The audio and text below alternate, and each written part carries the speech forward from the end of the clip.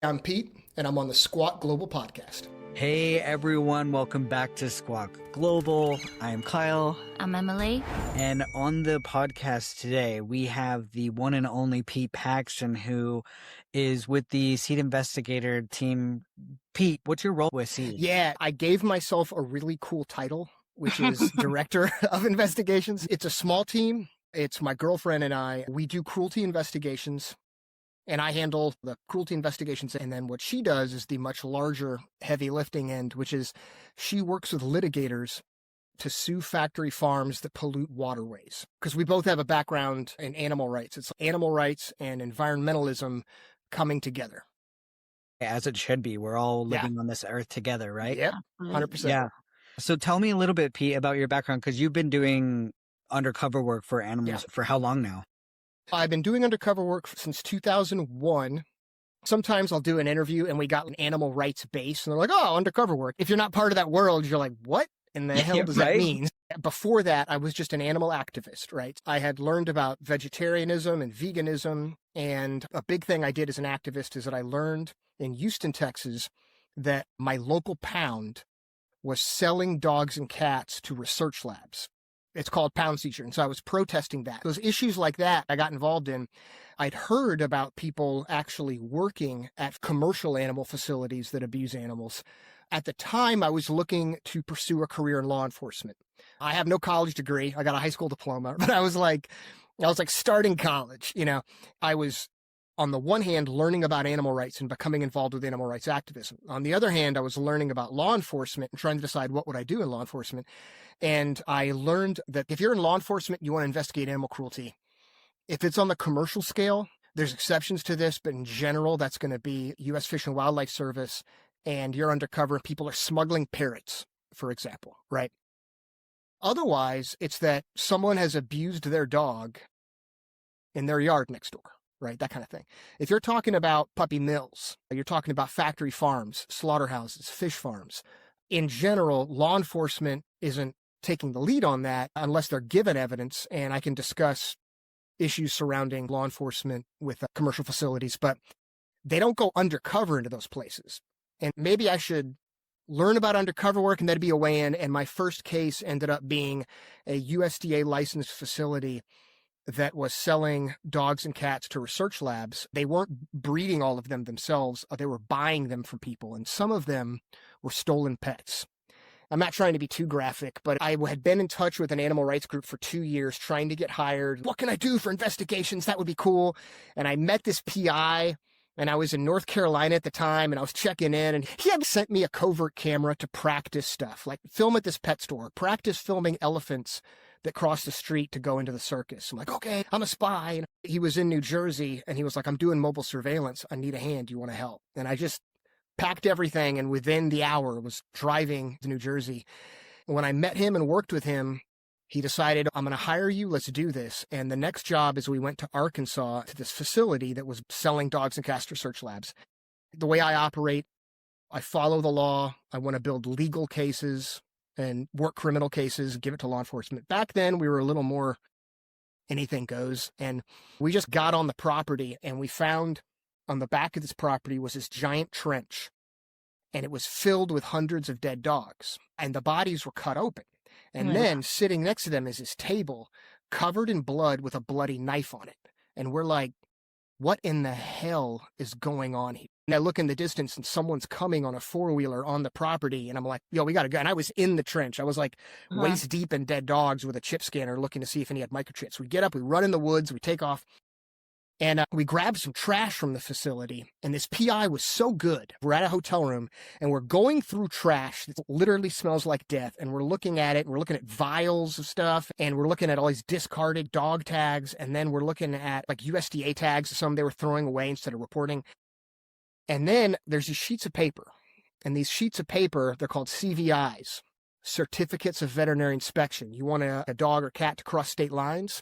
Better have that CVI, right? Yeah, y'all are familiar, right? He goes, I can tell by looking at these that they were all signed at the same time.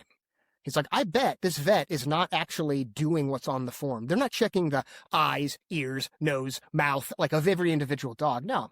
He goes, he's pre-signing them. These are federal documents. That's not just fraud. That's federal fraud. I'm just this young guy in a hotel room with him. Okay, what do we do? We were talking about it, and I went back to North Carolina, and he was like, you really want to do something? I was like, yeah, man, I'm all in. I can't believe what I saw back there. I want to do something about this. What do we do? And he goes, you got to go to Arkansas. And I was like, okay. And then he goes, all right, you're going to have to get a local license. You're going to have to find a place to live. And I was like, oh, I just agreed to go undercover. Right. I didn't even know that I had agreed to that. And I wasn't going to back out then. It was a long operation in the Ozarks, not the fun vacation Ozarks. It was almost 6 months and a lot of cruelty to the dogs. They made an HBO documentary out of that case called Dealing Dogs. It took 4.5 months for me to actually earn their trust enough to get access to those forms and get a photograph and show those pre-signed forms. And so that was given to the U.S. Attorney's Office. They hit that target. They rescued the dogs, permanently shut them down. It took a while, but there was no looking back after that. Right. After that, it was like I didn't go back to college. I just kept doing stuff like this. Yeah. Exactly. Yeah, and you're doing really good work. Amazing. Obviously, our podcast is about parrots. What made you step up and want to investigate parrots? I was contacted by World Animal Protection, fantastic organization looking out for all kinds of animals. And up to then, I'd had very limited experience with wild birds. My only experience with them was seeing them killed in fishing nets while I was investigating commercial fishing boats, and then seeing some wild birds that were at what they call exotic auctions, where they're auctioning like zebra and black buck and stuff, and also here's a macaw, right? That kind of thing. Besides that, my only experience with birds was I've worked at egg farms, I've worked undercover at a chicken broiler farm, and I've worked at chicken slaughterhouses, a turkey slaughterhouse, that kind of thing. So I was used to that kind of commercial cruelty. World Animal Protection was like, we're talking parrots. What do you know about parrots? I'm like, nothing. I have investigated well over 1,000 puppy mills by now. I've worked undercover at USDA licensed puppy mills. I know the pet trade. I understand pet stores. I know the puppy trade so well that when I went to go hit my first target for World Animal Protection, because the goal was we need to know what happens inside commercial parrot breeding facilities. I didn't know that footage didn't exist. I assumed it did. Right.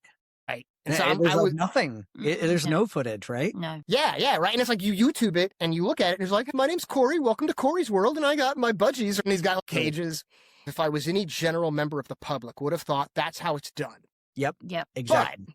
yeah, because I have a career in investigations and because I understand the puppy trade, I knew that's not how it's done. Mm-hmm. And I didn't know what I was going to see when I went into my first place, but I was able to have a backstory and be convincing enough to the person that I understand this business. So my first target was a facility that had 3,000 parrots. We're talking most of them large breed birds. So it was macaws, cockatoos, and African greys, and lots of conures, stuff like that.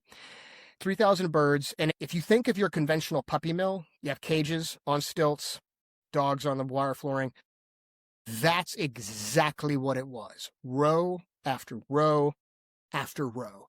And you walk into a puppy mill and all the dogs start barking and they're going crazy. You walk into this bird mill, all the birds are just going insane, right?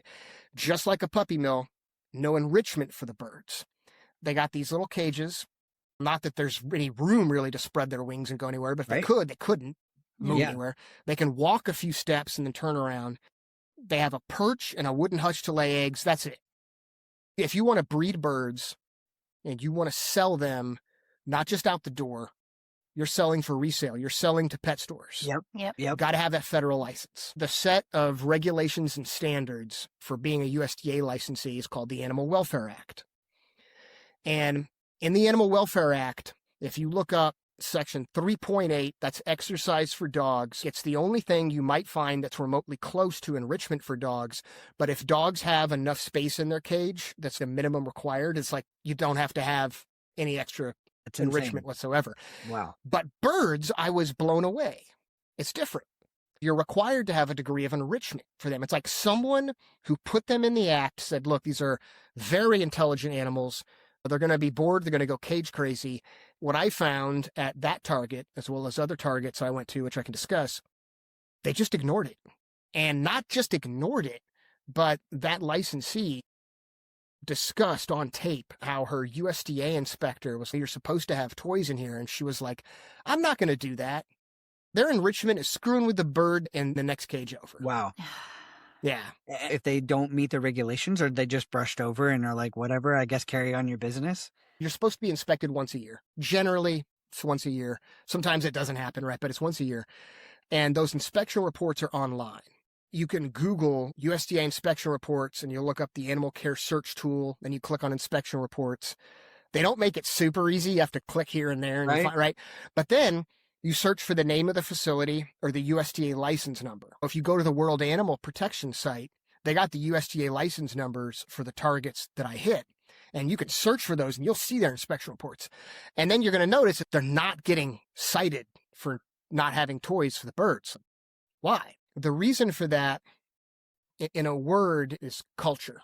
If you're the inspector and you're seeing them, you're seeing these licensees every year, and you're aware that this is their business. They depend on this.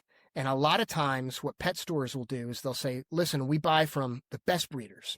In fact, our breeders are federally licensed. It's like, oh, that's true. And not only that, our breeders don't have USDA violations. And it's like, oh, wow. And so then you're the inspector and you show up and you're like, I got to cite you. And you're like, whoa, if you cite me, I literally can't sell to stores. I lose my business. So you're like, well, no one has any toys for the birds. I guess I'll let it slide. Or what I saw when I was there, I saw 2 dead rats in a macaw cage. And you might be like, Wow. clean that up and I won't say anything. I'm thinking that's what's happening is these people that are supposed to go and cite people or check that might have made some sort of relationship and they play those cards and saying, hey, Yeah. this is what feeds my family. I'm doing the best I can. Times are hard, and convince the guy to just be like, all right, I'll be back next year, clean this up. Rats in a cage. Yeah, you're so right about that. In fact, there's something that I learned, and what I'm about to say defies common sense. I started really hitting puppy mills hard, going to mill after mill after mill back in 2003. And the group that I do most of my puppy mill work for is a Companion Animal Protection Society. I also work for Humane World for Animals. At Companion Animal Protection Society, CAPS, they would send me the inspection reports. Use these to determine which are the worst of the worst. And what I learned very early on is that it didn't matter if the inspection report said they have 200 dogs or they have 20 dogs. And it didn't matter if the last 3 years of inspection reports were terrible violations or no violations. That had absolutely no bearing on what I was going to see when I was there. It's a good day or it's a bad day. And what I've learned working undercover at puppy mills, factory farms, slaughterhouses, commercial fishing boats, pet stores, I'm going to tell you right now, there's way more bad days than good days. It's not like there's violations or criminal activity that occasionally happens and is covered up. It's absolutely the norm. And cruelty to animals is absolutely a part of it. In a commercial facility, the rule of thumb is that the less human interaction you have with the animals, the more neglect occurs. The more human interaction, the more violence. To bring us back to birds, there's going to be neglect that's going to cause birds are going to pick at each other. Some birds are going to fight because there's a lot of psychological distress. They're going cage crazy.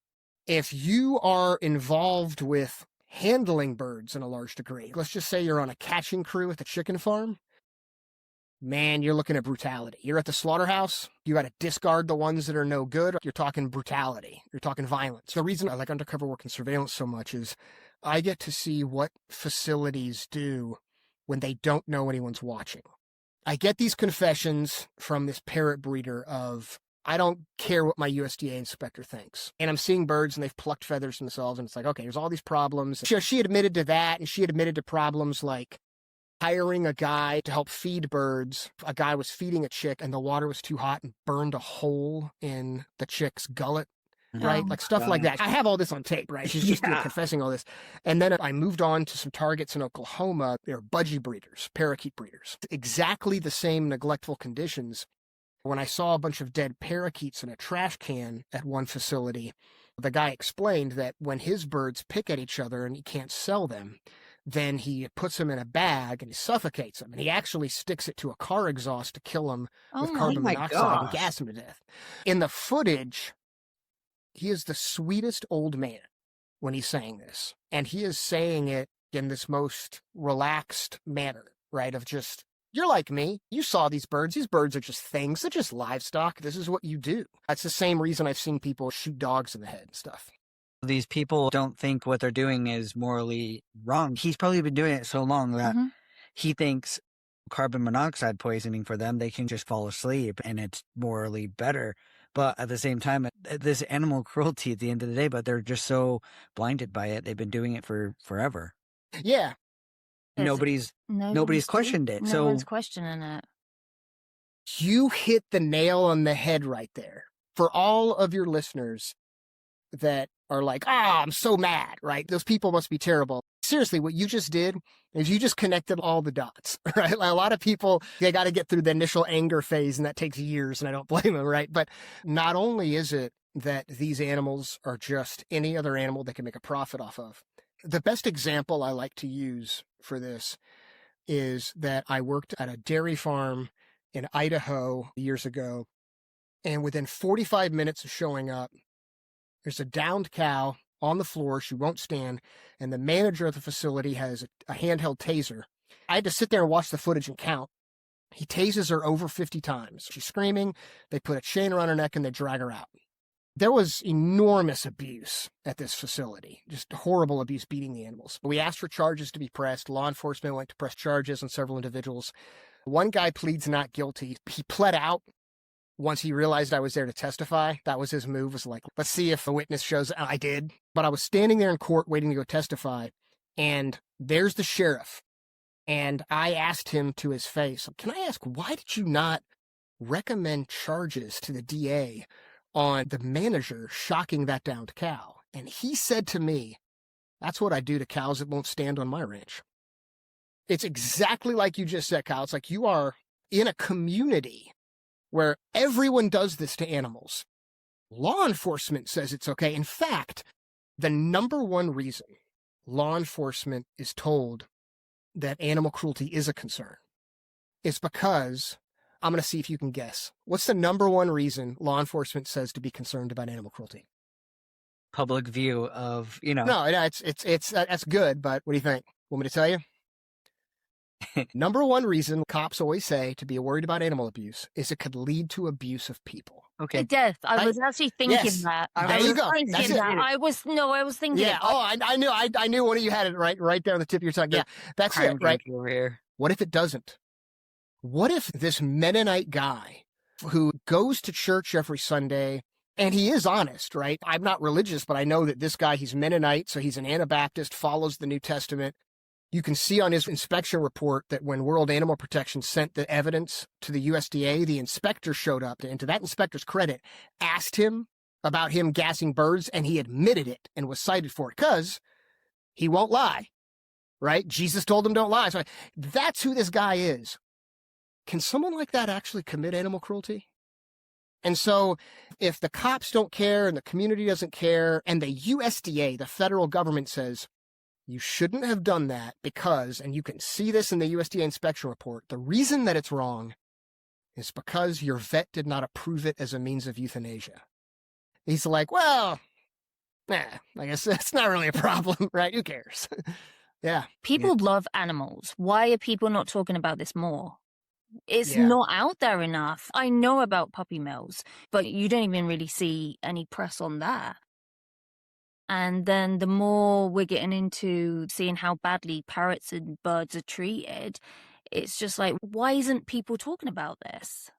I have an answer for that, but I'm going to deviate. I'm going to make a wide circle around. I'm going to come right back to it. Okay. But first, I got to say, I've listened to a lot of y'all's interviews, and stop me if I'm wrong, but it's that where you're at is a place where you have realized more now than you used to know about the parrot trade. And yeah, right. And that has changed not just your attitude about it, but your message, right? 100%. So first thing I have to say is I highly commend you for that, because 99.9% of the people on the planet, when they see that something challenges not just their point of view, it challenges their way of life, it challenges what they believe, is to resist and to find an entire community of people out there that'll have their back by resisting and refusing to change. You did the opposite. You said, hold on, we're changing tack, we're going a different way. And I'm sure you pissed some people off, right? Well, and so, yeah, okay, I don't even know like the people you pissed off, but I can tell you that If you love animals, you don't try to profit off of them, you try to rescue them. You are not just talking the talk, you're walking the walk on that. From one animal advocate to another, much love for what you're doing. In a way, I feel your pain on that because the vast majority of people I've dealt with in the investigations I've done, factory farms and slaughterhouses, are undocumented immigrants. And 9 out of 10 times that law enforcement's going to do something, they don't want to do something on a white owner or management. They go after the undocumented immigrant workers, and then their entire lives are upended and they have to flee the entire community. It's never been my intention to do that, but I'd have done a horrible job in the beginning of my career of standing up for that community and explaining the nuance of it. I am at a point of trying to come to a reckoning with that and figure out what to do. And so as soon as I heard y'all talking about your journey with what you're doing, I felt like I could relate a bit, and I appreciate what you're doing. And so now, what the hell was your question that I deviated so far from? The question was, everybody talks about how much they love animals more than people. Yeah. Yeah, there's no one talking about the abuse and what they go through to get into their homes. The best example that I like to use for this is, are y'all fans of the John Wick movies? We've seen them, yeah. Oh, yeah. Love the John Wick movies. Did you see Ballerina? Okay, it's the most recent one in it. Keanu Reeves is in it, but there's another actor. She's like the main lead. We have not seen that one. Okay, I'm not going to give anything away. Okay. All I'm going to tell you is grenade fight. Okay? It's incredible. Okay, anyway. Okay, but my point is that in the John Wick movies, you have that first John Wick movie, and he shoots and stabs people in the face right on camera, and we love it. That puppy dies off screen. That's where we're at with animals, right? We will show things far worse than murder on TV and in movies, right? But animal abuse is not tolerated. And there's a flip side to that coin. The flip side is that we don't want to know about it when it happens. We all recognize that animals, whether we view them as a resource or whether we view them as beings that should have their own autonomy, that they are innocent, right? They can't be evil. They're not trying to do wrong to anyone. And we hate the idea of harm coming to them, just like we hate the idea of harm coming to children, right? The younger, the worse it could be. You're trying to walk this line right now with your podcast, right? You're like, okay, we provide entertainment to people, but at the same time, we got to provide this education on really dark subject matter. I've already discussed people gutting dogs and gassing birds to death. This is really dark stuff. Yeah. And I'm trying to tell jokes as I'm doing it because I realize how difficult this is. And the other reason people don't want to know is that if you were to discuss something, let's just say you were to talk about child slavery, people would be like, I'm against that. Oh, that's horrible. Where do I sign? Where do I donate? But if we were to be like, let's talk about massive systemic cruelty to animals. Okay. We're going to talk about veganism. Whoa, hold on, pump the brakes, right? Because you're changing diet, you're changing clothing. You're talking about what you're talking about with the parrot trade right now. That means people have to not just take a look at something that's happening on the other end of the world. They have to turn around, look in their living room at the bird in the cage, and ask themselves some hard questions. Mm-hmm. Yep, exactly. Yeah, and we're getting a lot of backlash because people think our message is, oh, you have to go get rid of your birds now. And we're not saying that you need to get rid of your beloved birds. We're saying that we want to stop this within the future because our birds can't fend for themselves because we've made them that way. Yeah. A lot of people are just turning a blind eye. They know the abuse happens, but they just... I got your back on this. I can tell you right now that there's 3 reasons specifically that your message is on point. If you have any listeners that are like, I don't really like the way Squawk Global is going right now. Listen, I understand what you're saying, but I have a couple birds and I breed, or my friend does, and I don't understand. I feel like you're persecuting them. Let me just start here, right? There's the animal rights argument, and then there's this, what I would call a common sense argument for a message. The animal rights argument would be like, hey, nobody breed. Right? It's not helping any of these animals. Confession, I'm a full-on vegan animal rights activist. But let's take a few steps back from that, right? Let's talk about messaging. You have options. On the one hand, you could say, you know what, you should adopt or buy from a responsible, reputable breeder, right? Because there's a good way to do this. Your other option is to say adopt, period, full stop. The adopt message is the way to go for 3 reasons. Number one, if you say this thing about responsible, reputable breeders, you play into the hands of the bird mills and you play into the hands of the bird smugglers. Yep. Because every single mill that I have been to claims to be reputable, right? Exactly. That's bird, that's cat, that's dog. It doesn't matter. All of them. You go online and you look at places. If you look at Fancy Parrots, they have rave reviews from people. They have an amazing website. It's very easy to fool people and make it seem like things are okay. The second reason is because of human nature. To find a reputable breeder or someone who's not smuggling, just look for the red flags. Ask them where they got the bird from. Ask them if you can see where they bred the bird, if they bred the bird themselves. So I asked for all that, and it's like, oh, yeah, that makes a lot of sense. But the problem is that, when it meets human nature, it falls apart quick. Yeah. That's like saying to someone, here's how you stay out of an abusive relationship. Just look for the red flags. If the other person is controlling, if they don't let you talk to your friends, just get out of the relationship. Right. It's great friggin' advice, right? But there's still abusive relationships everywhere, right? Exactly. So people will try that, but what will happen is the breeder will say, no, listen, the birds are feeling stressed. I can't take you in right now. Can I show you some pictures? Or I'm sorry, I was going to show you today, but I'm having a really busy day. My kid's sick, whatever the case is. And then you want to believe you're the kind of person that's not going to tolerate any of that. 99.9% of people are non-confrontational. And when you've already decided what you want to believe, and especially when you've decided what you want, So true. you ignore the truth and you go for it. You make up reasons in your true. It is So true. like, I'm guilty of that. We all are. We all are, yeah. In many different ways of life.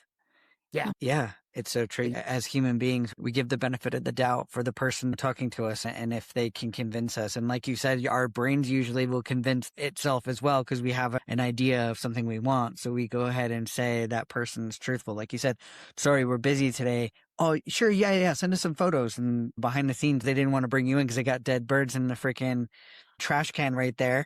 The photos they send are their perfect pristine cage that they have for photos, things like that. Of course. That's exactly it. Yeah, no, that's exactly it. Yeah. And there's one final reason, and bear with me on this, I'll explain. And that third reason is climate change. And the reason that climate change is part of the argument when you're talking about adoption is because there's an increased amount of natural disasters that are happening. And most of the time, we see that on the news. What we're talking about is people that are displaced and damaged under their homes. But everybody's got a pet bird. There's just disaster. Set the bird free. Or we had to leave the bird behind, couldn't manage it. Or a friend was looking after the place. The bird was biting him and just said, to hell with this, I'm gone. And all of those birds then have to go to rescues that are already overburdened. There's only an increasing amount of natural disasters. And shelters are still flooded. Rescues are still overburdened with too many bird rescues. The situation's only going to get worse. At the very least, the least that we can do is promote adoption and not promote profiting off of birds in this environment. Exactly. Yep. Exactly. Our mission is we don't want any birds bred or in captivity once they've all gone. You know? Agreed. That is our main goal. Exactly. Yeah. Even if it ended today, it's still decades. Decades and decades. Because these birds live forever. We had an interesting podcast with Parrot Partners, and she said that all the boomers that are dying now, their parrots are still young because they brought them quite old. That's the boomers. Mm-hmm. Then you've got the online birds now. So people are buying way more birds. So we are generations away.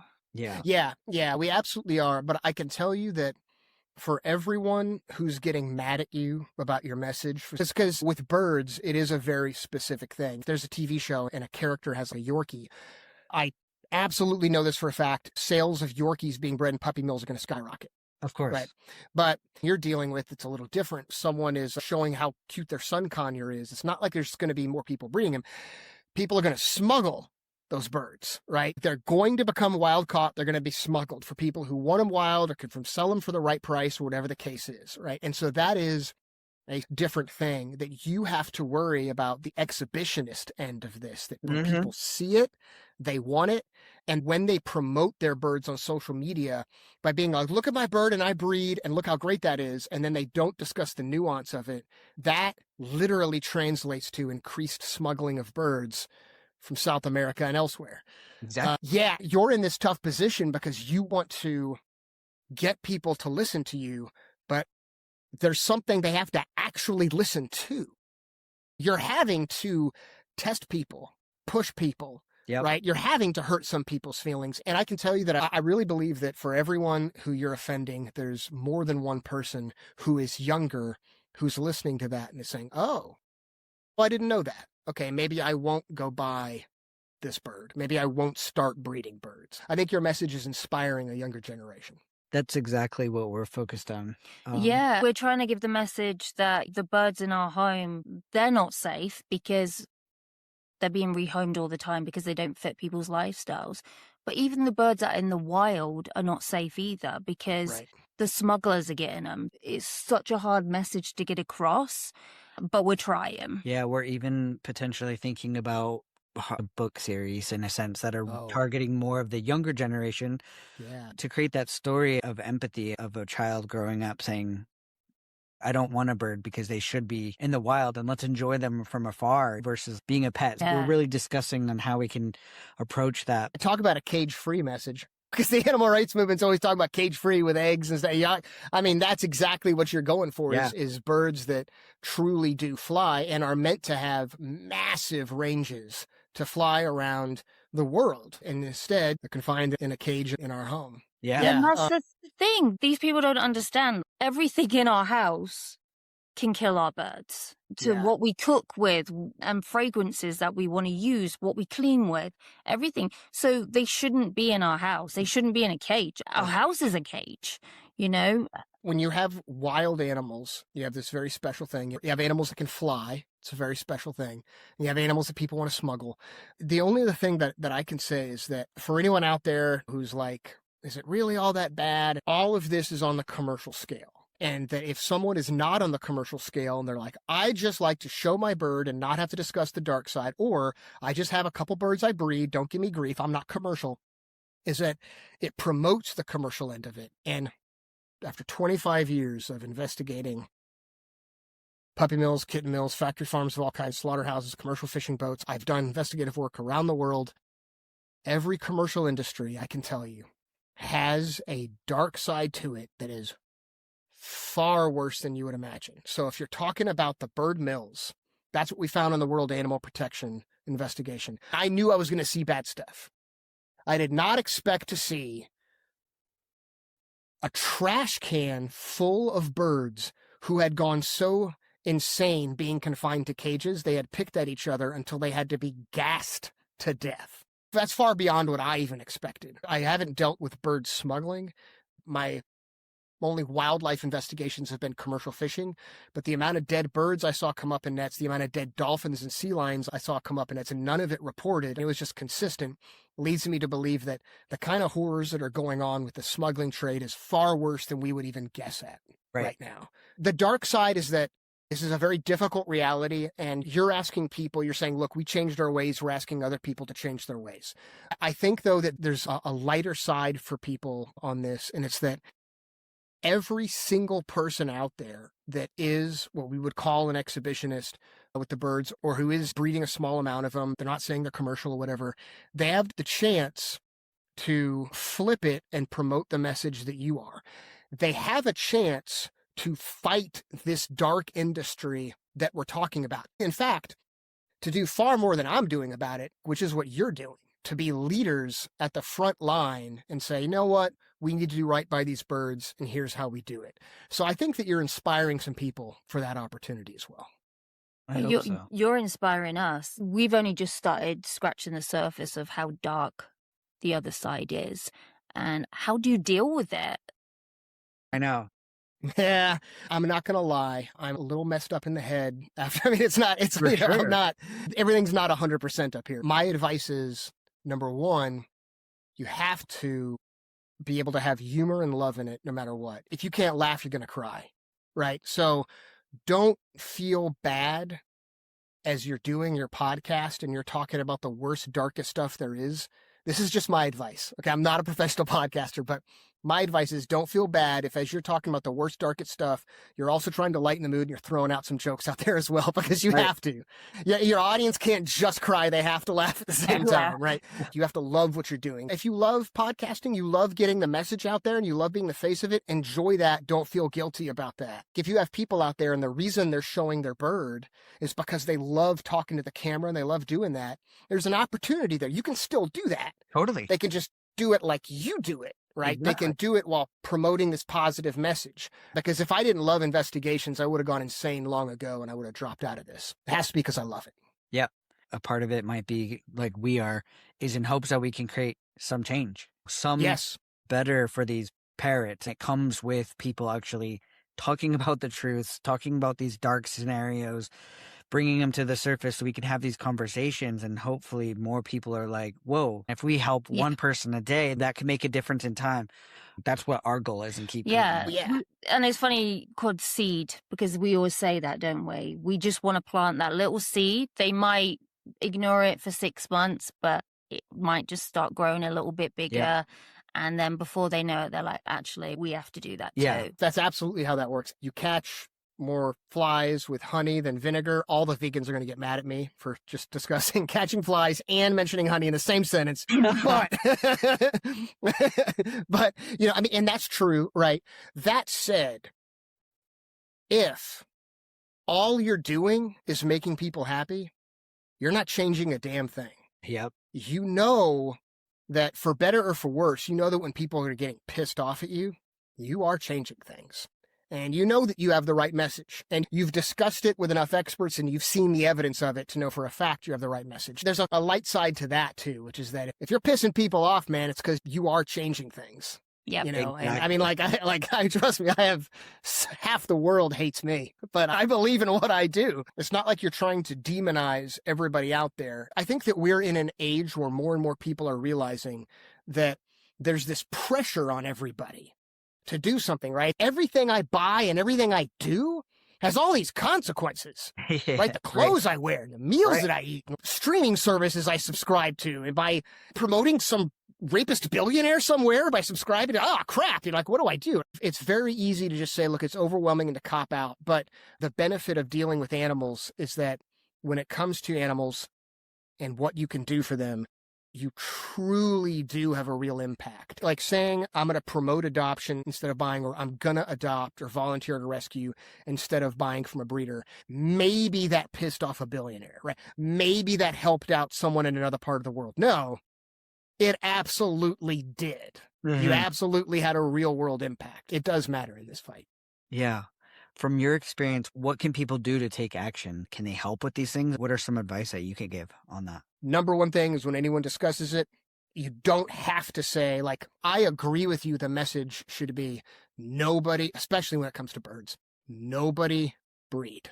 But even if you're not going to do that, make sure the message is adopt, period. That's first off out of the gate. People can adopt instead of buy. If they can't adopt, I can't adopt a bird. My girlfriend and I, we have a rescue dog.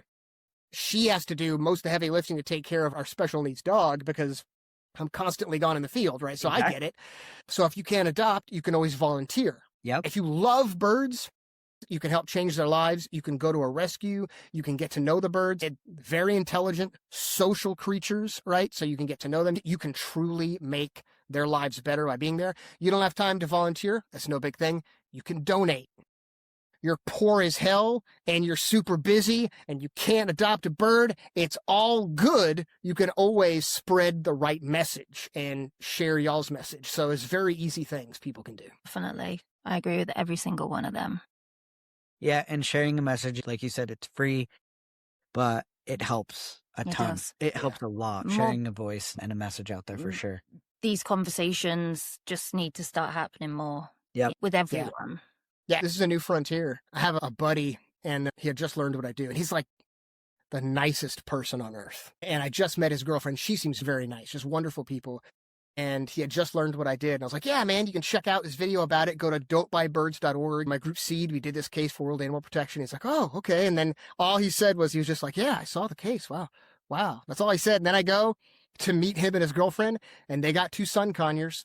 You could tell that they loved him, but I was like, oh, I am not going to push until they say something. So I deal with that as well, personally. Mm-hmm. I love that friend of mine. And he knows that, and there's going to be a time and a place if they want to have that conversation, right? But I'm going to let him bring it to me.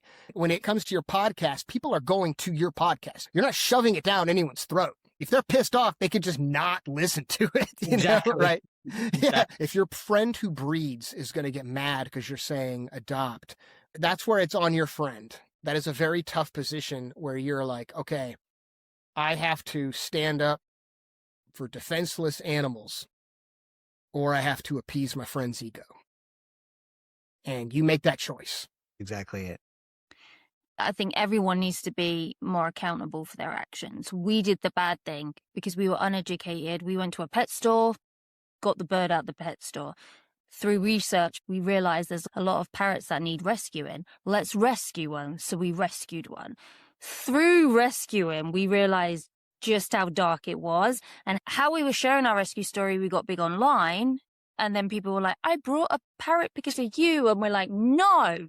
Okay, let's turn this around. It was hard because people don't want to see this side to us. They want to just see the fun side, but we're accountable for what we did and how we fed into the system. Yeah. There's this way that I like to explain ideas when it comes to philosophical ideas, and I think that this applies to strategic or political ideas. The way we tend to think of it is it's like we're going up a mountain. And as we go up the mountain, we're going past the old ideas. And those are the failed ideas. And when we get to the top, that's our new idea. And they can go no higher. That's not really how ideas work. They're like waves on an ocean. One of them will take you so far. And then you better get on another or you're going nowhere.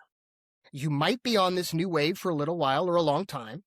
You might go right back where you were or on to something new entirely. The only thing for sure is that it's going to change. You didn't just sit there on your little spot saying, this is it, and I'm going to ignore everything around me, right? You jumped onto that new wave. You said, look, that took me to where I'm at, but I'm looking at it now, and this is doing more harm than good. I need to move on from it. And I think that's what makes you the perfect ambassadors for this, because you've been there and you've done it. If people feel judged, that's on them. That's not on you, because you're explaining your story to try and use it to inspire help for the birds, not persecute them. You're just asking for them to help. Yeah, exactly. That's the thing. We mentioned this on our podcast, people listening. We're never out here to get anybody because we've all made mistakes. And sometimes it's the saying, I've said it before, the things you know you don't know, and then things you don't even know you didn't know or know. Like, and that's the thing. We hope to plant that seed because that's how we were. We've had birds for only 5 years, and we have an African gray who people think, because we have a large following, we're experts in this space. And then you start thinking that because people who don't actually know a niche, they think they know everything of it until you dive into it. And then you realize, I don't even know probably 0.1%. I probably don't even know that much of this space until we dive in.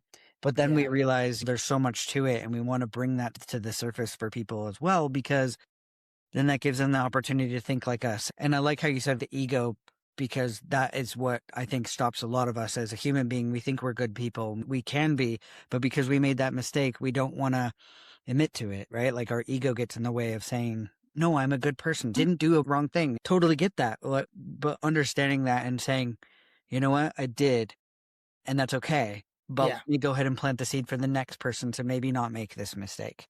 Oh, that's exactly it. It's tough in this space. I'm a field guy, but I've been trying to have my pulse on the animal rights movement for the last few years because I'm trying to figure out, try to see if I should be having and can have some kind of an influence on some things as it relates to strategy, where campaigns and investigations collide. I'm starting to get to see some of the things that the rest of the movement does and understand how they think when it comes to messaging and stuff. And so I understand some of that with messaging and how the public receives things and how different activists versus the general public receives things.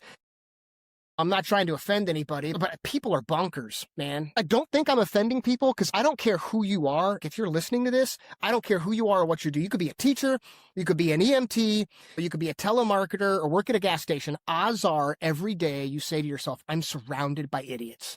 That's just the way it is, you know. And then no matter who you are or what you're doing, you try to say, okay, now I have to get this message out to everyone. Well, guess what?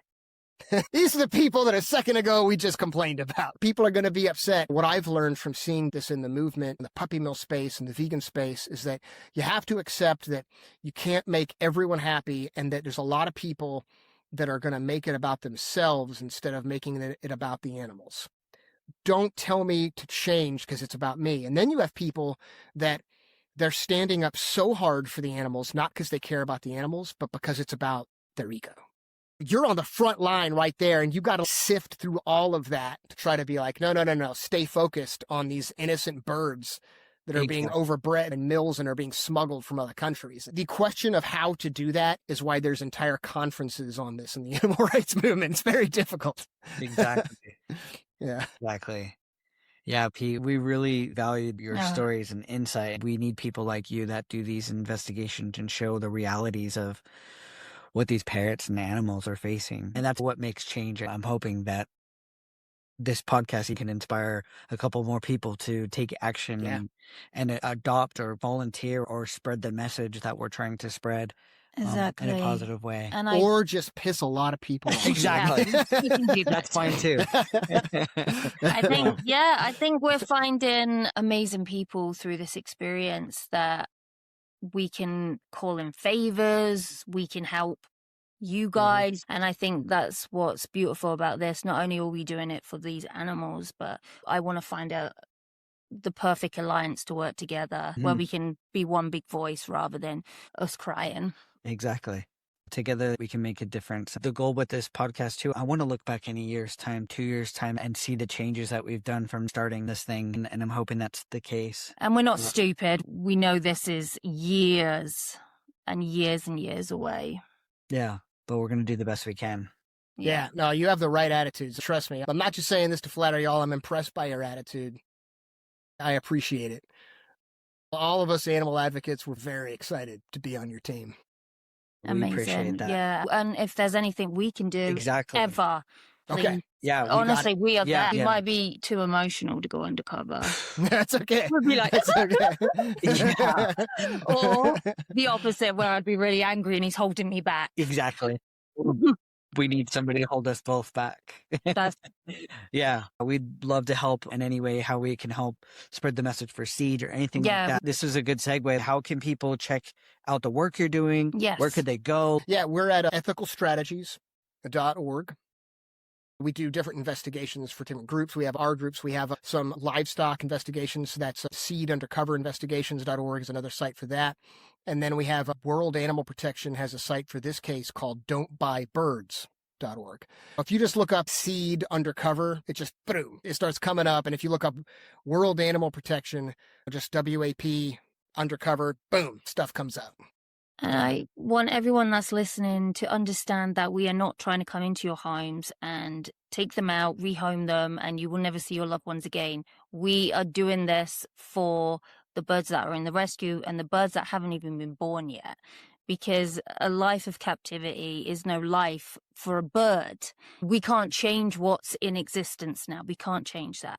But we can change it in the future where they're free. You will still have your loved ones. Exactly. And this might hurt people's egos, but a bird in captivity, I don't think is as happy as a bird that's in the wild, regardless of how much the love dangers it gets. Or predators are out there. That's just natural response to nature. But being in your home, with all, everything in our house is a predator. Really, we can kill it.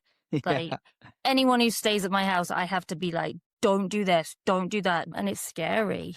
So. Yeah, that's something I hadn't considered when it comes to birds, is that like they got these side-facing eyes and you're walking around with front-facing eyes. Like they look at you and they're like, you're a predator. They just instinctually, just facing you, they're like, you're a predator. Yes, that's actually true. I read a study recently that our eyes are predator eyes to a bird. Yeah. Their anxiety when they first meet people are like on edge. They could have high anxiety because this predator's looking at me. They don't understand that we're, oh, you're so adorable, we love you. To them, they're just like, are you going to take me out? It's such a tough thing. These guys just need to be where they are. We're doing the best we can to bring light to this. But Pete, your conversation today was super invaluable to amazing everything we're doing. we really are grateful that you were a guest today. Thanks so much for having me. It's really an honor to be here. And I'll let you know if I need you to come into anybody's house and just take their birds and set them free. I'll let you know. And then I'm joking. Don't set your birds free. Then no one's going to take your birds. Yeah. All right. And thanks so much. I really appreciate it. It's been a lot of fun.